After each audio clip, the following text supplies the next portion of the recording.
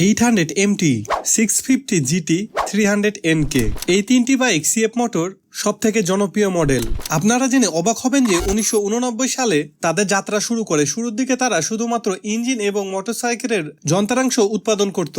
2000 দশকের মাঝামাঝি থেকে তারা আন্তর্জাতিক বাজারে প্রবেশ করে। তারা বর্তমানে ইউরোপ, আমেরিকা, অস্ট্রেলিয়া, এশিয়া এবং আফ্রিকার বিভিন্ন দেশে তাদের বাইক বিক্রি করছে।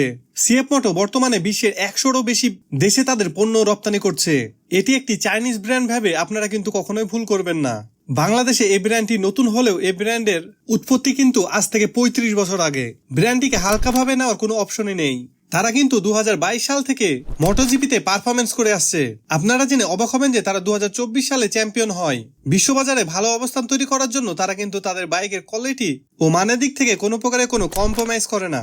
বাংলাদেশের বাজারে সিএফ মোটরসের যে 3টি বাইক লঞ্চ করা হয়েছে সেগুলো সবগুলোতেই কিন্তু আপনারা পেয়ে যাচ্ছেন অত্যাধুনিক প্রযুক্তি। যে সমস্ত প্রযুক্তি আপনারা বাংলাদেশের 150 সিসি বাইকের ভিতরে পেয়ে যান এবং সেগুলোর দাম কিন্তু 6 লক্ষ থেকে 7 লক্ষ টাকার ভিতরে হয়ে থাকে। আর এই বাইকগুলো হায়ার সিসি হওয়ার সত্ত্বেও কিন্তু এই বাইকগুলোর দাম 4 লক্ষ টাকার আশেপাশেই। এখন আপনাদের ভিতরে অনেকের প্রশ্ন থাকতে পারে, বাংলাদেশের বাজারে কিন্তু সিএফ মোটরসের সেই পরিমাণে ডিলারশিপ বা সার্ভিস পয়েন্ট গড়ে ওঠেনি। আপনারা যদি বাইকটি ক্রয় করে থাকেন সেক্ষেত্রে এগুলো সার্ভিস কোথা থেকে করাবেন বা এগুলোর পার্টসপাতি যদি প্রয়োজন পড়ে সেগুলো কিভাবে নেবেন সে চিন্তা যদি করে থাকেন, তাহলে আপনাদেরকে আগে থেকে বলে রাখি, বাংলাদেশে রয়্যাল এনফিল্ড লঞ্চ হওয়ার পর থেকে যেভাবে সারা দেশে তারা তাদের ডিলারশিপ নিয়ে কাজ করছে এবং তাদের বাইকগুলো ডেলিভারি দেওয়ার চেষ্টা করছে, তার দিক থেকে কিন্তু অনেকটা এগিয়ে আছে সিএফ মোটরস। সিএফ মোটরে 3টি বাইকই লঞ্চ হওয়ার পরেই ফার্স্ট স্লটে প্রি বুকিং শুরু হয় এবং সেটি প্রথম দিনেই 1000 পিচ বাইক প্রি বুকিং হয়ে যায়, যার কারণে তাদেরকে তাদের প্রি বুকিংটা অফ করে দিতে হয় এবং এত পরিমাণে তাদের ওয়েবসাইটে ট্রাফিক হয় যার কারণে ওয়েবসাইটটাও কিছুক্ষণের জন্য অচল হয়ে পড়ে।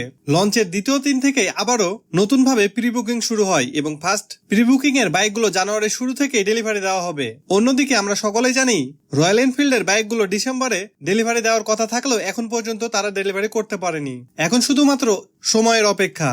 আপনার এলাকায় চলে আসছে সিএফ মোটরসের ডিলারশিপ।